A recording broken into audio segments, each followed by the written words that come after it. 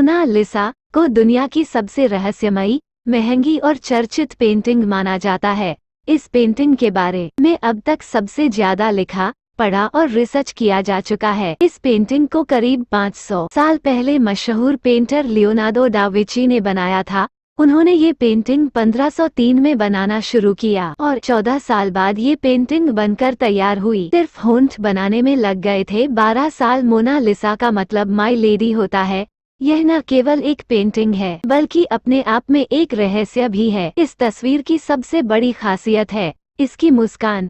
Mona Lisa painting में बने चेहरे की मुस्कान हर कोने से अलग ही एंगल में दिखाई देती है। पहले ये काफी ज्यादा दिखाई देती है, फिर धीरे धीरे ये फीकी पड़ने लगती है, आखिर में तो ये पूरी तरह से खत्म हो जाती है। मोनालिसा के सिर्फ होंठ बनाने के लिए लियोनार्डो डा विंची को 12 साल लग गए थे। मोनालिसा के लिए दी थी अपनी जान फ्रांस के एक आर्टिस्ट लूक मैस्पेरो ने 23 जून 1852 को पेरिस के होटल की छत से कूदकर अपनी जान दे दी। वह मोनालिसा की रहस्यमय मुस्कान व सुंदरता के लिए पागल था।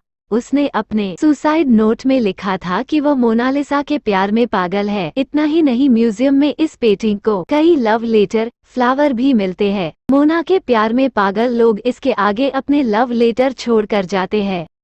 14 साल में बनी थी पेंटिंग। इस पेंटिंग को बनाने में लियोनार्डो डा विंची को 14 साल लग गए थे। उन्होंने 1503 में इसे बनाना शुरू किया और 1517 में इसे पूरा किया। इस पेंटिंग को बनाने के लिए 30 से भी ज्यादा लेयर्स का इस्तेमाल किया गया था। इसमें से कुछ इंसानी बाल से भी बारीक थी। पेंटिंग देखने में बड़ी लगती है लेकिन ये काफी छोटी है। ये 30 बाई 21 इंच की है और इसका भार 8 किलोग्राम है। इसे पेपर व कैनवस पर नहीं, पॉपुलर की लकड़ी पर ऑयल पेंट के साथ बनाया गया है। चोरी के बाद मिली इस पेंटिंग को प्रसिद्ध। ये पेंटिंग शुरू से बहुत ज्यादा प्रसिद्ध नहीं थी। इसे प्रसिद्ध तब मिली जब रिस लूव्र म्यूजियम पेरिस से यह चोरी हो गई। 21 अगस्त 1911 को इतने बड़े म्यूजियम से पेंटिंग का चोरी हो जाना बहुत ही बड़ी बात थी कि चोरी होने के बाद पहला शक पेंटर पाब्लो पिकासो पर गया था।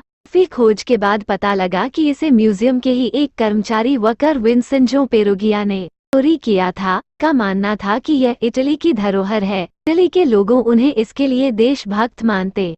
मोनालिसा की जुड़वा पेंटिंग्स भी है माना जाता है। लियोनार्डो डा विंची के ही एक छात्र फ्रांसिस्को मेल्जी ने इसकी जुड़वा पेंटिंग बनाई थी। ये स्पेन की राजधानी मैड्रिड के म्यूसेओ दे प्रादो में रखी गई है। 1514-1516 के बीच उनके ही एक स्टूडेंट ने मोनालिसा का एक न्यूड वर्जन भी बनाया था जिसकी हाथों व बॉडी की पोजीशन असली पेंटिंग की तरह ही है। इसे मोना वान्ना कहा जाता है।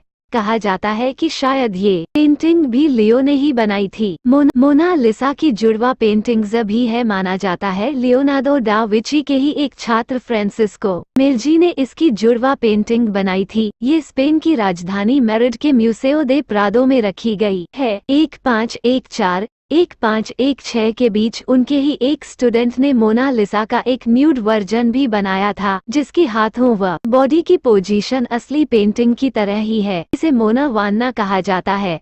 कहा जाता है कि शायद ये पेंटिंग भी लियो ने ही बनाई थी। कई बार लोगों ने की नुकसान पहुंचाने की कोशिश। जब दूसरा विश्व युद्ध चल रहा था तब मोनालिसा की पेंटिंग को 6 बार अपनी जगह से बदला गया।